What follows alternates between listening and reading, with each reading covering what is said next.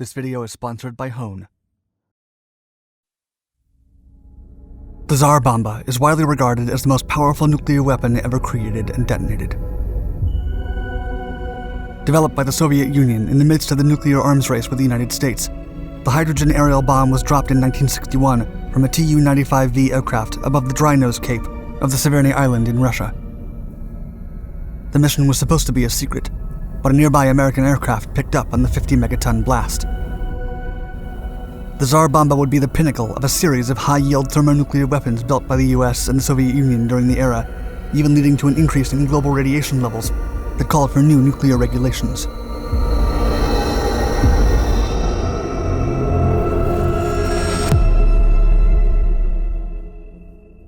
We want to thank Hone Health for sponsoring Dark Docs. Men's bodies change and become less efficient over time as a result of age, stress, or other environmental factors, and after 30, it's common for men's hormone levels to decrease by 1 to 2% per year.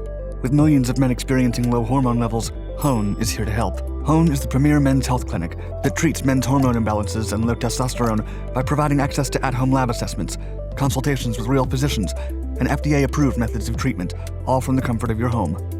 Its treatments are backed by science, and Hone only offers products and treatments that are prescribed by a physician who consults with you via telehealth, helping you optimize your natural hormone levels to feel like your best self. Although we're not medical experts, Hone Health is, and they'll be with you every step of the way. Order Hone's easy-to-use at-home assessment test today and take control of your health and future. To save 25% on your home assessment test and get free shipping, click the link in the description below or go to honehealth.com/darkducks. Rising tensions.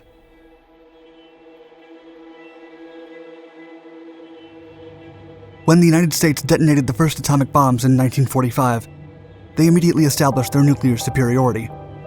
But only 4 years later, the Soviet Union tested their first atomic bomb, intensifying what would become an exhausting nuclear arms race. The Soviets relied on significant espionage results, whether from sources inside the Manhattan Project or by recruiting several German scientists. But their achievements were startling nonetheless, and the entire world took notice. Before the first hydrogen bomb, the Soviets had tested no less than 85 atomic devices. President Harry S. Truman eventually called for an acceleration of the next stage of nuclear weaponry, the hydrogen bomb.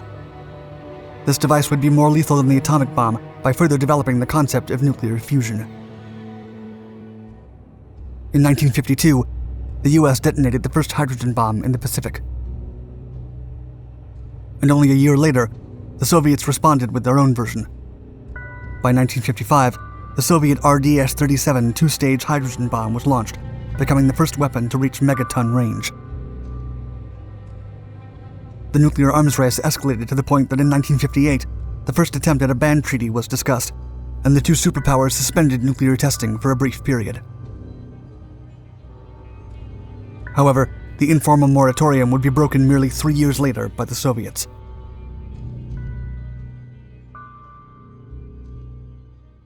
Development.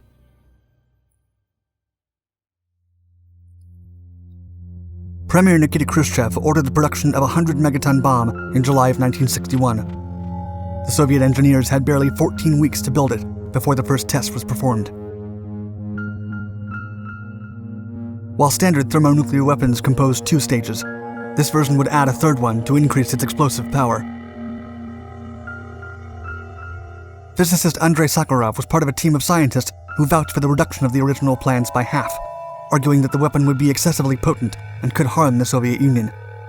Consequently, the device was reduced to 50 megatons, still the most powerful bomb ever created. The bomb's official name was Product 602, and it was designed to use radiation implosion with a 2-part multi-stage structure fueled by dry or solid lithium-6 deuteride. This would significantly increase the hydrogen concentration and thus the chances of fusion. The device was 26 feet long by a radius of 6 feet 11 inches and weighed 60,000 pounds. Product 602 initially consisted of a first stage with a nuclear charge followed by a thermonuclear reaction and a fast fission process producing 1.5 megatons. The next stages, projected to 50 megatons each, were reduced using lead tempers instead of uranium-238 fusion ones, which scattered the neutrons and therefore limited the resulting explosion and fallout. In addition, the fast fission process was eliminated, and 97% of the total yield would be produced by the thermonuclear fission, rendering it one of the cleanest nuclear weapons ever built in terms of fallout to yield contrast.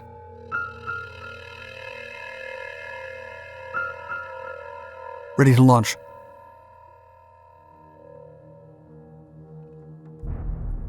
The test was programmed for October 30th, 1961. The hydrogen charge was planned to explode at a high altitude above the ground.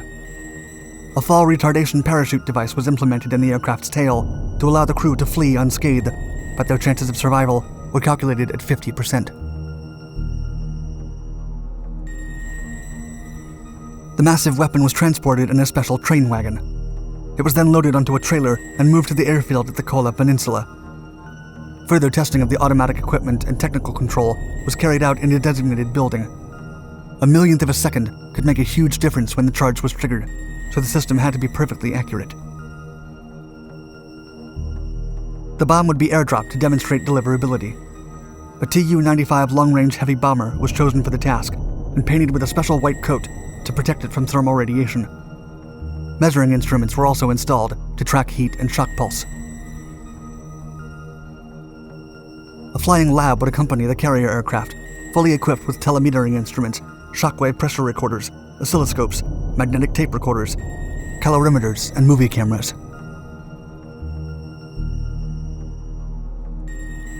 The designated area was State Testing Site Number 6 of the Soviet Union's Ministry of Defense at Novaya Zemlya Island in the Arctic Sea. The location provided safe natural conditions for an experiment of this magnitude. The headquarters, labs, and support services were located at an underground management post in Belushia Bay, 260 kilometers from the testing grounds, and a concentration of marine logistics vessels was deployed for support. The test's main objective was to record and measure the explosion parameters, so cameras were positioned 20 kilometers from the site. The shockwave effect was not a priority, so no structures or military equipment were placed at the site.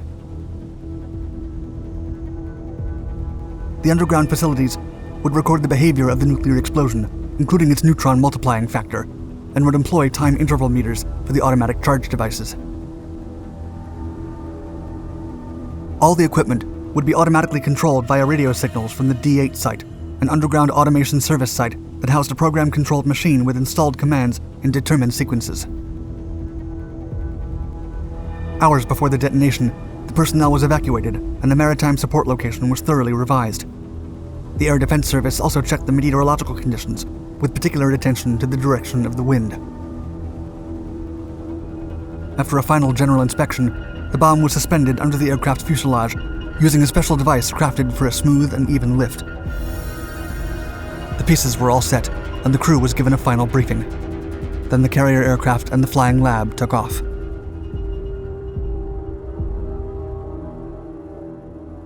Release.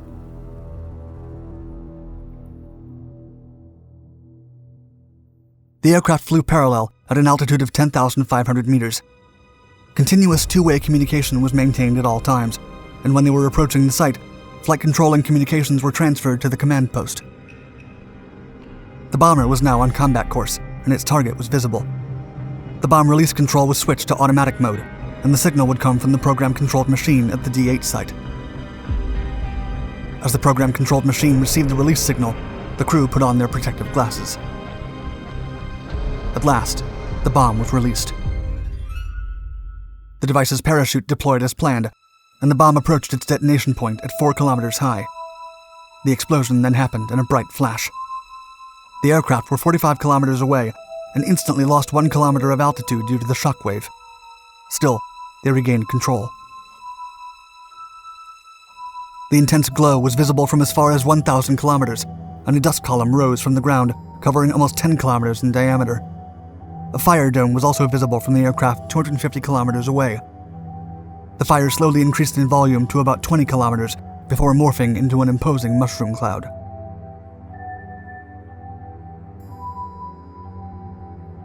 Aftermath.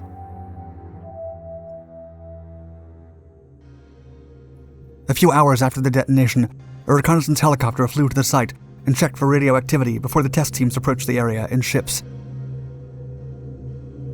Dozens of kilometers were affected, and the entrances to the underground instrumentation bases were scorched. Even though the bomb was set off at 4 kilometers above the ground, a seismic shockwave equivalent to a 5.0 earthquake was detected worldwide, and it circled the globe 3 times. The mission was intended to be a secret, but it was detected by an American KC-135A reconnaissance aircraft known as Speedlight Alpha, which got so close that its anti-radiation paint scorched. The Tsar Bomba yielded 50 megatons, or about 1,570 times the combined energy of the Hiroshima and Nagasaki bombs. Its immense proportions and power rendered it impractical for military use, and it was never deployed. Moreover, it was impossible to launch via ballistic missiles, and remained a one-time display of force. During the following 16 months, the United States and the Soviet Union conducted numerous nuclear tests. A spike in global radiation levels followed, as well as the escalation of political frictions that led to the Cuban Missile Crisis. Moscow and Washington eventually proposed a de-escalation, and in 1963, a comprehensive nuclear test ban treaty was signed. This agreement limited nuclear testing in the atmosphere, space, and under the sea, only allowing for underground tests from then on. Thanks for watching our video. If you enjoyed it, please subscribe to our Dark Documentary channels and give us a like. And don't forget to let us know about specific subjects you'd like to see featured in our videos.